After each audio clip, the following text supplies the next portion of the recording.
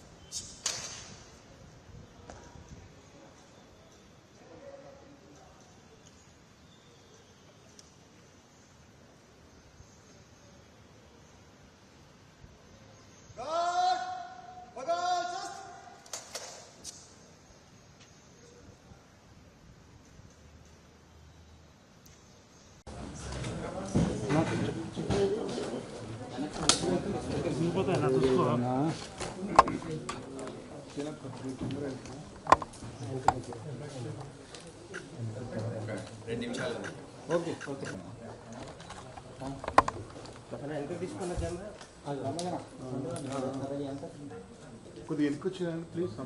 అందరూ వెనకకి రారాదే please. Sir time ఉంది, ఇప్పుడేం ఉంది.